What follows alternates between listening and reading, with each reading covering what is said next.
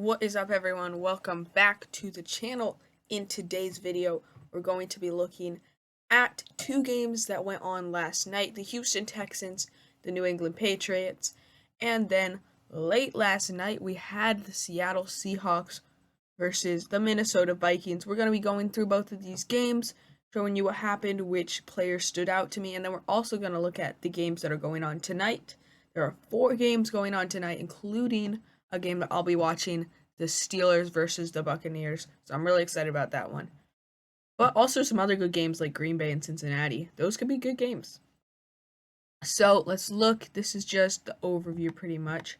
And we can see that for the Houston Texans and New England Patriots, in passing yards, Davis Mills gets a very solid 9 for 12 for 99 yards and a touchdown. That's very good. And Bailey Zappi was also very accurate today with 12 for 14 with 79 yards. Michael Boone, 4 carries, 25 yards. That's like, how many? That would be like 7 yards a carry, which is pretty solid. And Malik Cunningham, I need to talk about this guy. 5 carries, 34 yards, and a touchdown. And when he was in at quarterback, the Patriots had hope that they could win this game. If he was just in longer, I do believe that the Patriots would have won this game. Every play was really, really impressive. He was 3 for 4 for 19 yards, but then on the ground, 5 carries, 34 yards, and a touchdown. He was only in for one drive, and he threw a dot to the end zone, and his receiver just dropped it. It was an absolutely amazing throw, but his receiver just barely dropped it. So I hope they give him some more playing time throughout the rest of the preseason, because he could be very, very good for the New England Patriots. But then in receiving yards, we got Dell with 5 receptions for 65 yards and a touchdown, and Thornton with two receptions for 31 yards. But now if we go in the play-by-play, and we're going to go to not all plays, we'll go to scoring summary. We can just take a quick look here. And yeah, we've got a Nick Folk 44-yard field goal. I hate these ads. That's what I hate about ESPN. They literally just pop up with random ads when I'm making videos. Nick Folk with a 44-yard field goal. And then that was by the New England Patriots. Then we go into the second quarter, and we got a touchdown for the Texans. Tank Dell with a 6-yard pass from Davis Mills. And yeah. Then we go into the third quarter. Dalton Keene, 1-yard rush. And they missed the extra point, which is a little questionable. But a good drive there. 8 plays, 55 yards. Davis Mills must have drove them down. Alex Bachman, 5-yard pass from Case Keenum. And then Malik Cunningham with the 9-yard run at the end. Unfortunately, they did not get the 2-point conversion. But I don't even know if that would have mattered. There was only 1:54 left. But it did officially pretty much knock him out of the game. But still very impressive by Malik Cunningham. So this is this game.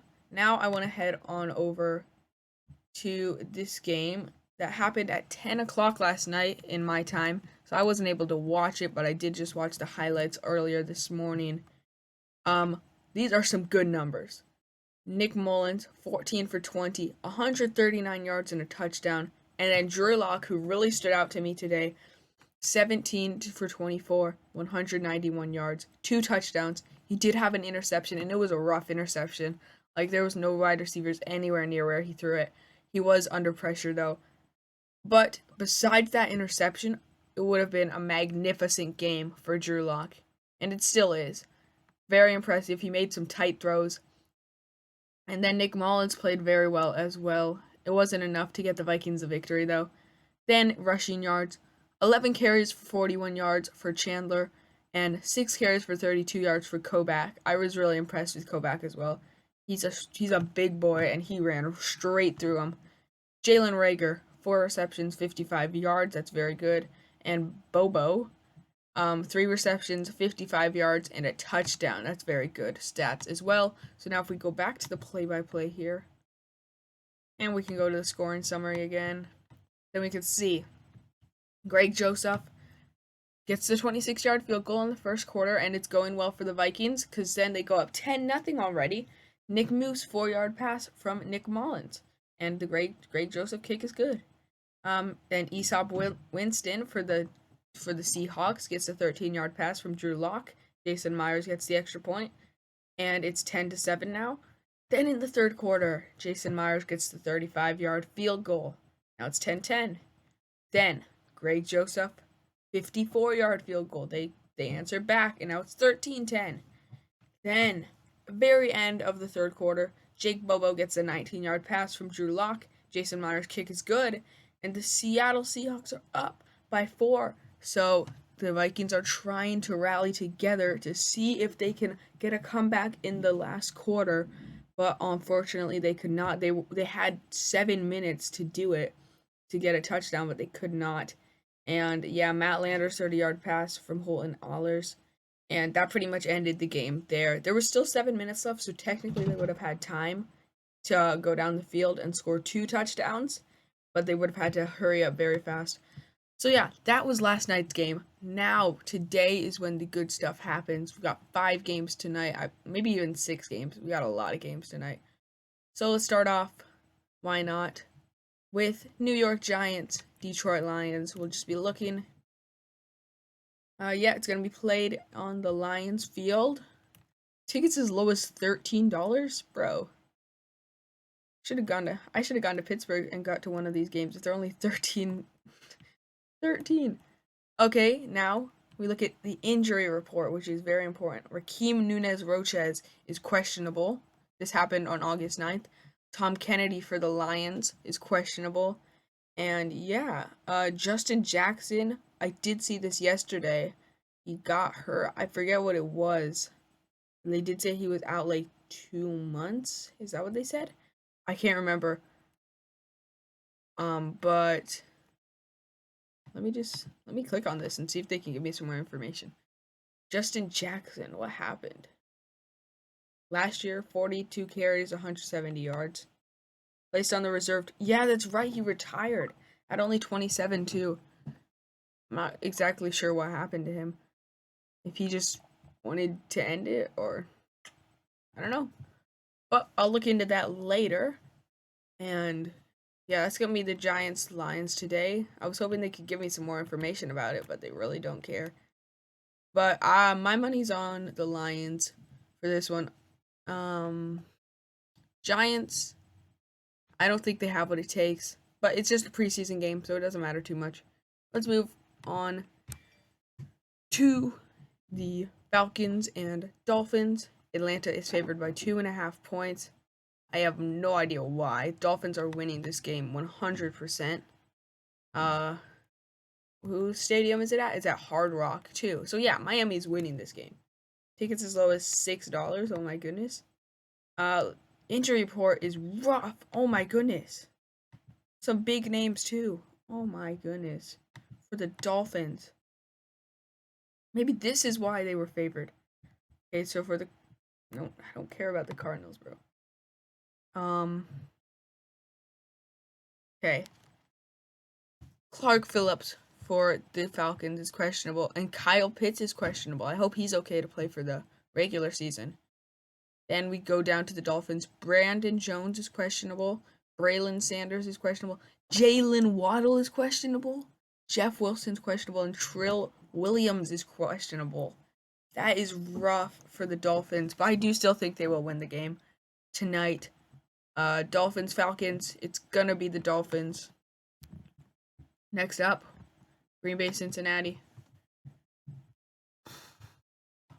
Okay, it's gonna be at Paycor Stadium in Cincinnati. Rashawn Gary's questionable. Josiah DeGuara, I think that's how you say it, is questionable. Devonta Maxwell is on the IR. Oh my. And Joe Burrow is questionable. How did I not realize that Joe Burrow got hurt? Oh wait, yeah, I do remember reading something. Got hurt in practice, I believe. Oh, we got this game. The game I'm gonna be watching tonight. We're getting really excited here in my household. Steelers versus Buccaneers. That's at 7 tonight. We are favored by 3 points, so let's go. It's gonna be at Raymond James Stadium. So we don't have the home court advantage. So Marcus Bradley is on IR. That's okay. Ryan Jensen, their star. Yeah, Ryan Jensen, their superstar center, is questionable. We'll have to see how things turn out there. But yeah, I think the Steelers are winning this one. Relatively easy. Maybe not easy. It'll be a close-ish game. They sometimes give us trouble, but I think they'll win it. Next up, we have Commanders versus Browns, and the Browns have already played a game this year. So 2 days ago, actually. That's a little mad. Cleveland Browns Stadium. Is that literally what it's called? I don't know. But Troy Apke is on IR. They have 3 people on IR. Yikes. Curtis Brooks is on IR. David Bata is on IR, and Logan Thomas is questionable.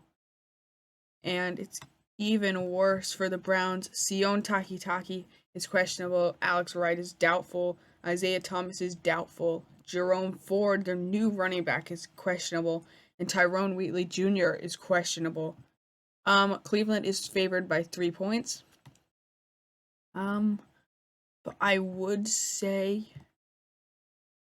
I don't know, they're probably really tired from playing 2 days ago and then having to get right back into it. But my money's still going to be on the Browns. I think Terry McLaurin, if he plays, that'll be a game changer. But yeah, Denver, Arizona. Let's go into this game. It's the final game of the night. It's at 10 tonight. I will not be able to watch this game. I need to get sleep. But obviously this will be on the West Coast, so it'll be actually at 7 if I lived out there. But Denver's favored by 5.5 points.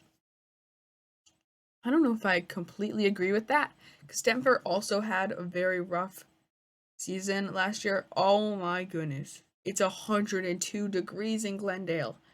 Jeez. Oh my. I could never go to those games. I mean, I would, but that would be brutal.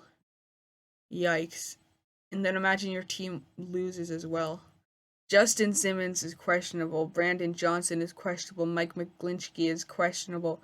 BJ Ujulari is questionable. Keontae Ingram is questionable. And Marlon Mack is on IR. Okay. So, let me make my prediction for this game.